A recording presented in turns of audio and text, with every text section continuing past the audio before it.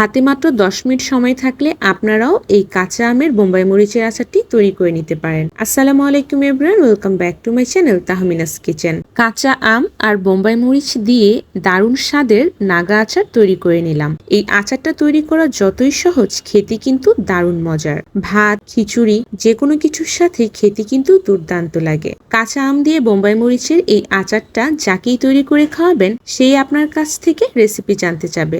চলুন দেরি না করে রেসিপিটি দেখে নেওয়া যাক। আচার তৈরি করার জন্য ফার্স্টে আমার লাগছে কাঁচা আম। আমগুলো খুব ভালো মতো ধুয়ে একটা পিলারের সাহায্যে ছিলে নিচ্ছি। আপনারা চাইলে এই কাজটা বটির সাহায্য করে নিতে পারেন। আজকে আচার তৈরি করার জন্য আমি এখানে 2টা আম খুব ভালো মতো ছিলে নিয়েছি। তারপর যে পিলারের সাহায্যে আমের খোসাগুলোকে ছাড়িয়ে নিয়েছি, সেই পিলার দিয়েই আমগুলো পাতলা পাতলা স্লাইস করে নিচ্ছি। আপনারা চাইলে এই কাজটা ছুরি কিংবা বটির সাহায্য করে নিতে পারেন। এখন একটা বাটিতে করে সাইড করে রেখে দিচ্ছি। আজকের আচারের মেন উপকরণই হচ্ছে বোম্বাই মরিচ। আমি এখানে 100 গ্রামের মতো মরিচ নিয়েছি। মরিচগুলোকে খুব ভালো মতো ধুয়ে বোটা ছাড়িয়ে নিচ্ছি।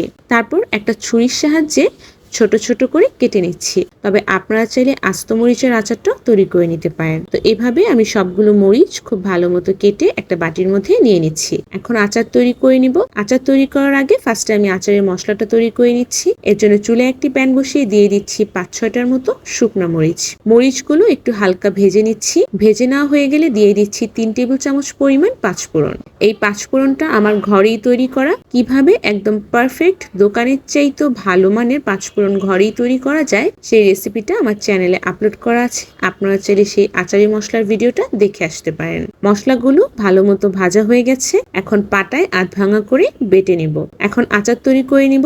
আচার তৈরি করার জন্য চুলায় একটি প্যান বসিয়ে দিয়ে দিচ্ছি 1 কাপ পরিমাণে সরিষার তেল। অবশ্যই সরিষার তেল দিয়েই এই আচারটা তৈরি করে নিতে হবে। তারপর দিয়ে দিচ্ছি 1 টেবিল চামচ পরিমাণ রসুন বাটা আর 1 টেবিল চামচ পরিমাণ সরিষা বাটা। 1 মিনিট সময় নিয়ে সবকিছু খুব ভালো মতো কষিয়ে নিচ্ছি। এতে করে রসুনের কাঁচা গন্ধটা আর থাকবে না। তারপর দিয়ে দিচ্ছি আগে থেকে কেটে নেওয়া আম, 1 চা চামচ পরিমাণ হলুদের গুঁড়া, 1 চা চামচ পরিমাণ শুকনো মরিচের গুঁড়া আর দিয়ে দিচ্ছি 1/2 চা চামচ পরিমাণ লবণ। এখন সবকিছু খুব ভালো মতো নেড়েচেড়ে মিশিয়ে কিছু সময় রান্না করে নিচ্ছি। কিছু সময় রান্না করলেই দেখবেন আমটা অনেকটাই নরম হয়ে গেছে। এ পর্যায়ে দিয়ে দিচ্ছি 2 টেবিল চামচ পরিমাণ চিনি। এই আচারটা আপনারা চাইলে একদম টক আচারও তৈরি করে নিতে পারেন। তবে আমার কাছে মনে হয় এই আচারটাতে সামান্য পরিমাণে চিনি কিংবা গুড় ব্যবহার করলে এর স্বাদ অনেকটাই বেড়ে যায়। তারপর দিয়ে দিচ্ছি আগে থেকে ভেজে নেওয়া মশলা। আমি এখানে অর্ধেকটা পরিমাণ মশলা দিচ্ছি, বাকি অর্ধেকটা রেখে দিব। আমের সাথে মশলাগুলো খুব ভালো মতো নেড়েচেড়ে মিশিয়ে দিয়ে দিচ্ছি আগে থেকে কেটে নেওয়া বোম্বাই মরিচ। মরিচের সাথে আমগুলো আবারও খুব ভালো মতো নেড়েচেড়ে মিশিয়ে 2-3 মিনিট রান্না করে নিচ্ছি। বোম্বাই মরিচ দেওয়ার ফলে আচার থেকে যে কি সুন্দর একটা ঘ্রাণ বের হয়েছে, সেটা আসলে আপনাদেরকে বলে বোঝাতে পারবো না। সেই জন্য আপনাদেরকে অবশ্যই আচারটা বাসায় তৈরি করতে হবে। কয়েক মিনিট রান্না করলে দেখবেন মরিচগুলো অনেকটাই নরম হয়ে গেছে আর কালারটা অনেকটা চেঞ্জ হয়ে গেছে। এখন দিয়ে দিচ্ছি বাকি যেই মশলাটা ছিল, সেই মশলাটা আর 2 টেবিল চামচ পরিমাণ ভিনেগার। এই আচারটা এমনিতেই ভালো থাকবে, তবে ভিনেগার দিলে আচারটা নষ্ট হওয়ার কোনো সম্ভাবনাই থাকবে না। সবকিছু খুব ভালো মতো নেড়েচেড়ে মিশিয়ে নিচ্ছি। আচারটা কিন্তু তৈরি হয়ে গেছে। আচারের কালার দেখে আপনারা অবশ্য বুঝতেই পারছেন যে দেখতে কতটাই লোভনীয় আর আকর্ষণীয় লাগছে। আর মরিচের কালারটাও কিন্তু অনেক সুন্দর দেখা যাচ্ছে। ঠান্ডা হয়ে যাওয়ার পরে আচারের কালারটা কিন্তু আরো অনেকটাই চেঞ্জ হয়েছে।